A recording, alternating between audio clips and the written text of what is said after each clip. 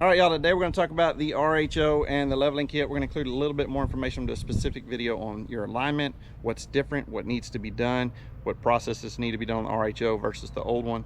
But let's get into the leveling kit first, okay?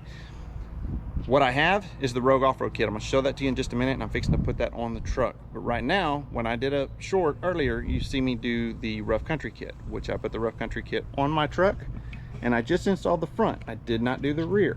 Now, it was a 1.5 for TRX, but because the RHO engine is lighter, I am sitting up about a ½ inch higher in the front.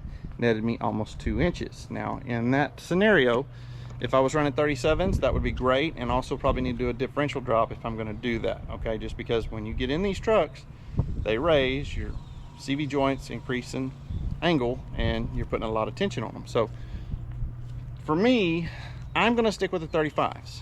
If I was going to stick with the 37s, I think this setup is fine, but I would need to install the rear coil buckets. Now, if I would have put these rear coil buckets in here, I would probably be a 1/4 to ½ inch rake, and it would be sitting perfect. But I don't want to put 37s on this truck, and so I like how that 35 looks. Whenever it is, if I make that taller, it's just going to look like it's too small a tire. So for me, the reason I picked the Rogue Offroad is you have 3 options in height with the Rogue Offroad, because it goes to 1.25 inches. It's a bottom perch spacer. You can see it right here. Very nice machine piece, okay? Got these today. You can also get the plates that go on top. If you go to Rogue Offroad, you can find that. So it's not adding all the coil. It's not, you know, basically adding too much compression to your coil. It adds the 1.25 inch right there, and then it has plates that go on top of the strut, but not too much of either place, right? And they figured out that happy medium that doesn't affect your ride, okay? Because I will tell you, this 1.5 on here did affect the ride a little bit. Did notice it. So today, I'm gonna pull the Rough Country off, and I'm gonna put the Rogue on. Now, and that should bring me down 1.25 inches in the front, and because I'm leaving the 35s on it, guys, I should have maybe 3/8 inch rake when I'm done, which is exactly what I'm looking for. That way when I hook a trailer up, I don't have to have airbags, stuff like that, right? This is more of a road trip truck for me, and I love the way it drives. I love the hands-free driving, all of those things. Y'all know I'm a fan of 37s, but I'm also not a fan of adding that rolling weight, okay? I know there's some lighter ones out there, but guys, I've driven this truck to Tennessee. I've driven it to Florida from Texas. I've driven through bad weather. I'm actually impressed with the handling and the driving of this vehicle. So not really looking to get away from that. Just want a little bit of level in the front and go that route. So I'm gonna pull this in the shop, get it tore apart. I'll shoot a couple videos doing this so y'all can see the process.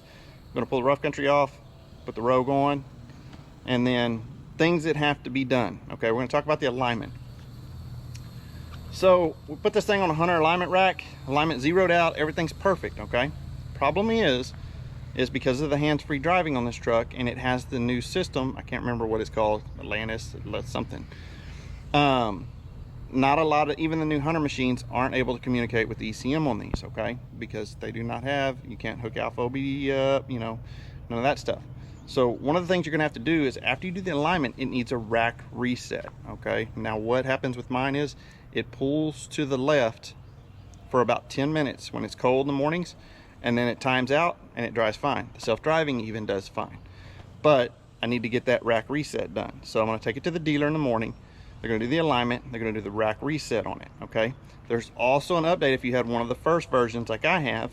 There's a TSB out for it pulling a little bit, okay? They update, I think it's the EPM, okay? So look that TSB number up in the groups. Have your dealer do that, okay? And the next step is you need to do a ride height calibration. Even if they send sensor brackets or whatever, if you're gonna put that 1.5 on here, you need to do the ride height calibration so that the truck knows it's zeroed out with no weight on it, and your dealer can do that for you. You know, probably gonna cost you an hour somewhere. If you got alpha OBD, I think you can do that on like the 24 models and down, but the new 25 models, you'll need to do a ride height calibration. Will the trucks run with all this stuff not being done? Yes, it will. But if you want everything to be perfect and you like things to be right, you're like me, you're gonna go get the ride height done, you're gonna get an alignment with the rack reset done, and you're gonna get your EPM updated and the ride height calibration. So things that you wanna do. So anyway, get this thing in the shop and quit talking and get it tore apart and we're gonna get the rough country out and get the Rogue in. Okay, y'all, so this is what the assembly looks like. Get it out. This is the top spacer from rough country. It's a 2-piece, so I'm gonna compress it, pull this out. I'm gonna put the Perch spacer down here. All right, y'all, so just back the truck out. Got these 1.5" out, and I have the Rogue Offroads in. Y'all, this thing, I just put the bottom Perch piece in. You can see it down there on the bottom. And the rake is perfect. I am not nose high anymore. So if you're looking for the perfect setup for your RHO, you know, the TRX, if it says 1.5", you're gonna get a little bit more than 1.5". Like I said, it almost pushed me up 2 to 2.25 on this with the with what I had in there.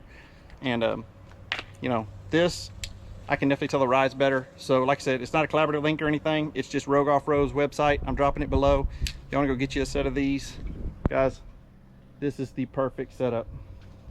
You know, and if you wanna go 37s, they offer the top plate that comes with the leveling kit. You just throw that on top of the strut, and you know, you'll be inching 3/4.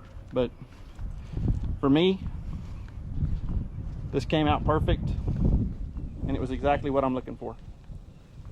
I will be putting the same kit on my TRX.